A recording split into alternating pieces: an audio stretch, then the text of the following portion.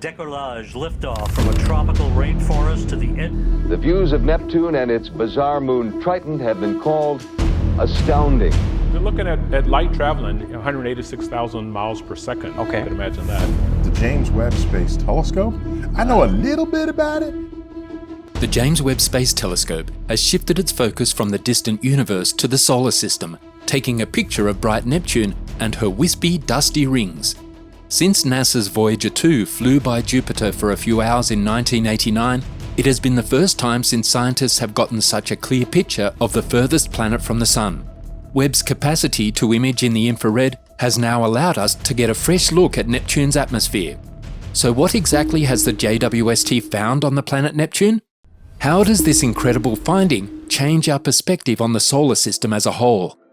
Dive in with us as we explore the disturbing new finding on Neptune made by the James Webb Space Telescope. Neptune is the solar system's eighth and final planet. Neptune's position as the eighth and final planet used to go back and forth between 8th and 9th before Pluto was downgraded. Neptune is a fascinating planet, and not just because of its electric blue hue, which makes it stand out from the other planets. Neptune was concealed from humans for eons since it is so far away and cannot be seen without a strong telescope. However, scientists found Neptune on the night of September 23rd and 24th, 1846. The finding was made possible by mathematical predictions of its expected position as a result of observable deviations in Uranus's orbit. Neptune is too faint to be seen with the human eye, hence the discovery was made through a telescope. Astronomers quickly identified a moon circling Neptune, but it would take more than a century to spot another. After the discovery of Uranus in 1781, astronomers noticed anomalies in the seventh planet's orbit that could not be explained by Newton's law of universal gravitation. They hypothesized, however, that gravitational forces from a distant planet may account for these anomalies.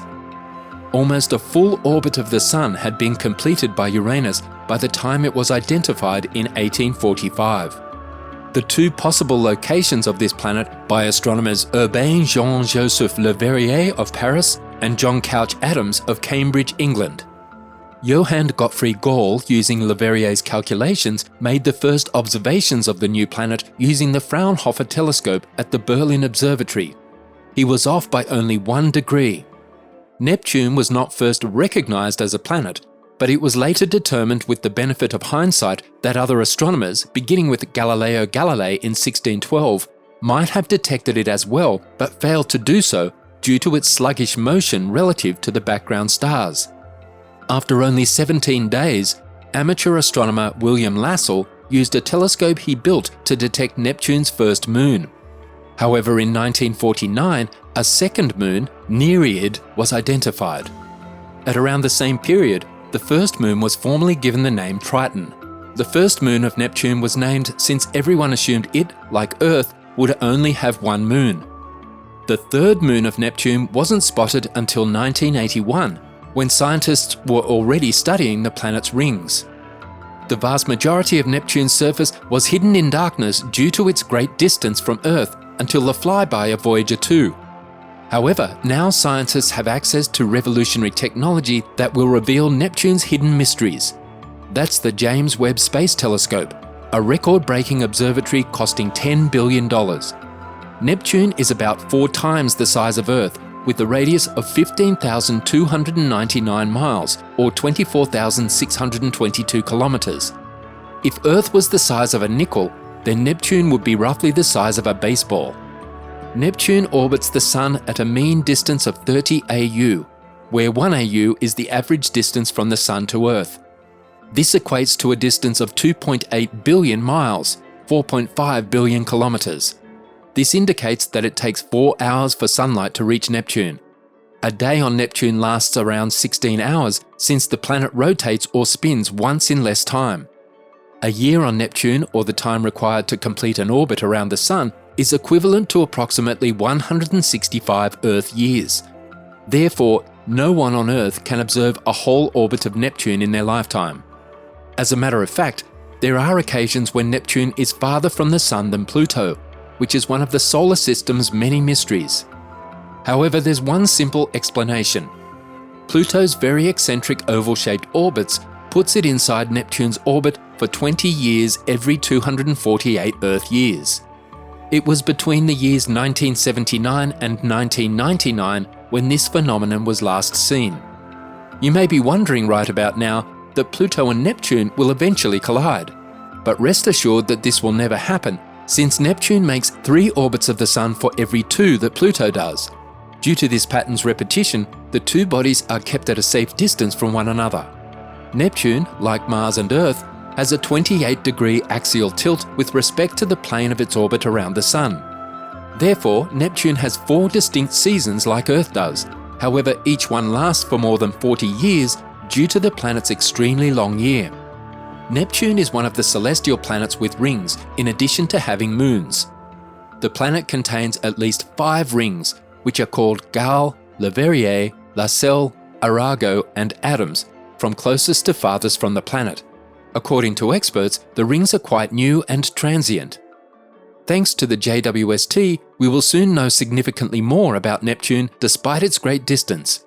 While the primary objective of the telescope is to study distant objects that tell the tale of the origin of the universe, the JWST will also investigate the planets in our solar system and is already achieving remarkable results in this regard.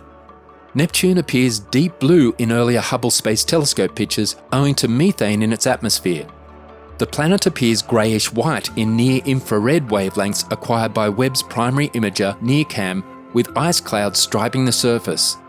The rings are more reflective in the infrared, McCaffrey said, so they're much easier to see. According to NASA, the image also reveals an unusual brightness at the summit of Neptune. Astronomers have yet to see the planet's north pole since it's tilted away from Earth and takes 164 years to circle the Sun.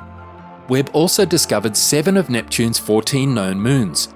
In a zoomed-out view, what seems to be a very brilliant spiky star is actually Triton, Neptune's unusual, massive moon haloed by Webb's notorious diffraction spikes. Triton, which is bigger than Pluto, seems brighter than Neptune due to its icy layer which reflects light. Meanwhile, Neptune absorbs most of the light falling on it, according to McCaffrey. Triton is the only huge moon in the solar system that orbits its planet in the opposite direction of its rotation, a process known as retrograde orbit. Because Triton orbits Neptune in the opposite direction, it is thought to have been an object from the neighbouring Kuiper belt that got trapped in the planet's orbit. The surface temperature of Triton is roughly minus 391 degrees Fahrenheit or minus 235 degrees Celsius. The moon's thin atmosphere has been detected multiple times from Earth and is becoming warmer, but scientists are baffled as to why. As astronomers scan the cosmos for additional planets like ours, they've discovered that ice giants like Neptune and Uranus are the most prevalent in the Milky Way. By being able to look at these ones in great detail, we can key into our observations of other ice giants, McCaffrey explained. So what will the JWST investigate on Neptune? One of them is a bizarre spectacle on Neptune in which diamonds practically rain down from the sky. With an atmosphere composed mostly of hydrogen, helium and methane, as well as high temperature and pressure, carbon atoms may combine to create diamonds and shower down onto this planet. Researchers at the SLAC National Accelerator Laboratories even recreated this unusual weather phenomenon in a laboratory to show that diamonds really do rain on Neptune. However, with the JWST, scientists will be able to do much more than replicate. They will be able to investigate Neptune in order to learn more about diamonds. How do these diamonds form on Neptune?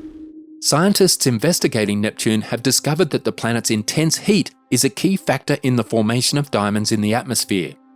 When they accumulate and get quite heavy, they begin to shower down on the planet. But you can't venture out there to grab them owing to the conditions within the planet, no matter how ambitious you are. Scientists have already studied Neptune using the Hubble Space Telescope, but nothing compares to what the JWST will uncover. Hubble looks at the universe in every visible colour using near-infrared and visible wavelengths, whereas JWST will look at what's going on at the planet in mid-infrared, which is a little higher than visible and near-infrared wavelengths. Let us now inform you about one of the many terrifying sights that await you on your trip to Neptune: wind. On Earth, wind is useful for drying clothes and powering turbines, and when it grows to hurricane proportions, it can wipe out everything in its path. On Neptune, though, the wind swiftly turns destructive. This planet has the fastest wind in the solar system, period. Here we're talking about winds that can reach over 2,100 kilometers per hour. How a frigid planet like Neptune can produce such high-velocity winds is a mystery that has baffled astronomers for a long time. Their best guess is that the low temperatures and fluid gas movement in the planet's atmosphere minimize friction, making it simple to produce fast-moving winds. While the deep blue color of Neptune is appealing, few people are aware of its origin. Even more fascinating, the adjacent planet Uranus is also blue, but not as blue as Neptune. Patrick Irwin, a planetary physicist at Oxford University, and his colleagues have come up with an answer. The two planets have a similar size and mass, but that's not all. Using the Gemini North Telescope in Hawaii, the Hubble Space Telescope, and other observations, the researchers gained a thorough grasp of each planet's atmosphere.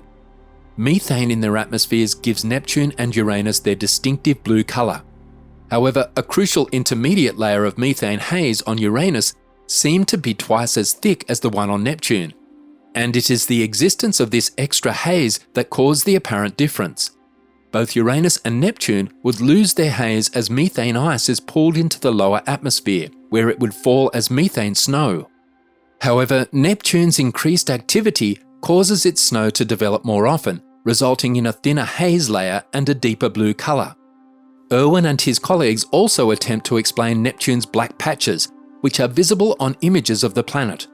These regions are both abundant and strange. They are presumably generated by a darkening of the haze particles, which might be caused by hydrogen sulfide ice evaporating. More Webb studies of Triton and Neptune are planned over the coming year, which will reveal much more of their secrets. Let's hear what you think about Neptune and its mysteries in the comments section below.